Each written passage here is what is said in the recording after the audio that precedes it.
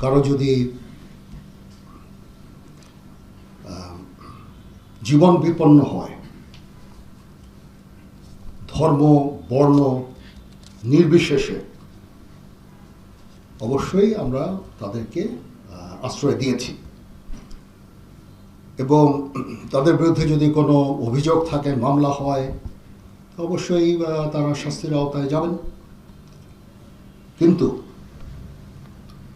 অবশ্যই আমরা চাইব না যে এক্সট্রা জুডিশিয়াল কোনো অ্যাকশন তাদের উপর হোক, বিচার বহির্ভূত কোনো কাজ হোক, তাদের উপরে হামলা হোক বা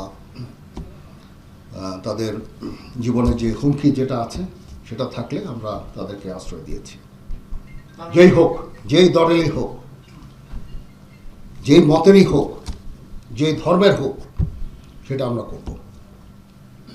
মাইনরিটি একটা ইস্যু নিয়ে কিছু কিছু কথাবার্তা হয়েছে, বাট 20টা জেলায় মোট 30টা এরকম মাইনরিটি রিলেটেড অরাজকতা হয়েছে। সেটা অবশ্যই একটাও কাম্য না, একটা হওয়াও কোনো কাম্য না আমাদের কাছে।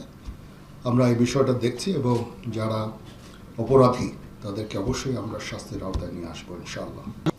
এখানে আমি এসে সবার সাথে কথা বলেছি, সব সংশ্লিষ্ট সবার সাথে। এখানে আমাদের সেনাবাহিনীর যারা আছেন, পুলিশের যারা আছেন, সিভিল অ্যাডমিনিস্ট্রেশন,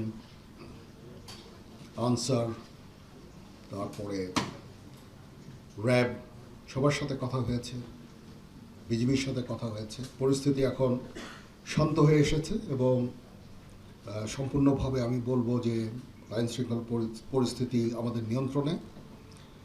এটার জন্য আমরা সবাই কাজ করেছি, আপনারা আমাদের সাহায্য করেছেন, এই জন্য আপনাদের কাছে কৃতজ্ঞ। পুলিশ কিছু ট্রমার মধ্যে আছে, এই ট্রমাটা কাটিয়ে উঠলে পুলিশ তাদের দায়িত্ব সঠিকভাবে আবার পালন করতে পারবে। পুলিশ বিভিন্ন থানায় অলরেডি কাজ শুরু করেছে, যেটা একটা ভালো জিনিস। আমরা পুলিশকে প্রোটেকশন দিয়ে যাচ্ছি। তারা সম্পূর্ণভাবে যখন কর্ম শুরু করে দিবে, যখন পরিস্থিতি আরও স্বাভাবিক হয়ে আসবে, তখন আমরা ইনশাআল্লাহ সেনানিবাসে ফেরত যাব।